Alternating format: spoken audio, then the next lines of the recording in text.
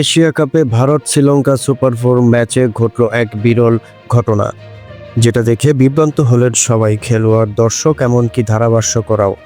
ঘটনাটা ঘটে সুপার ওভারের চতুর্থ বলে ভারতের বাঁহাতি পেসার আর্শদীপ সিং দাসুন সানাকাকে অফ স্টাম্পের বাইরে দুর্দান্ত ইয়র্কার দেন।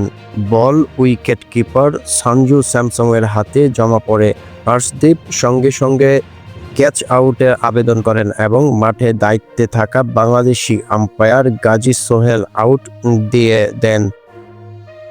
ঠিক সেই সময় সানাকা রান নেওয়ার চেষ্টা করেন। স্যামসন আন্ডার আর্ম থ্রো করে স্টাম্প ভাঙেন। তখন সানাকা অনেক দূরে ছিলেন। সবাই ভেবেছিল সানাকার রান আউট আর শ্রীলঙ্কার ইনিংস শেষ। কিন্তু নিয়ম বলছে আম্পায়ার একবার আউট ঘোষণা করলেই বল সঙ্গে সঙ্গে ডেট হয়ে যায়। পরবর্তীতে যদি সিদ্ধান্ত বদলেও যায়, সেই ডেলিভারি আর চালু থাকে না। তাই ক্যাচ আউটের সিদ্ধান্ত রিভিউতে বাতিল হলেও রান আউট গণনা হয়নি। ফলে অল্পের জন্য বেঁচে যান সানাকা।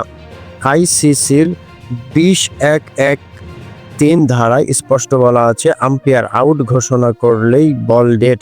ভারতের সাবেক তারকা ইরফান পাঠানও সামাজিক যোগাযোগ মাধ্যমে বিষয়টি ব্যাখ্যা করেন, যদিও পরে আর্শদীপ সানাকাকে আউট করে দেন। শ্রীলঙ্কা সুপার ওভারে মাত্র 2 রান তোলে ভারতের অধিনায়ক সূর্যকুমার যাদব। এরপর এক বলেই জয় নিশ্চিত করেন। এর আগে দুবাইয়ে 20 ওভারে সমান 202 রান করে দুই দল।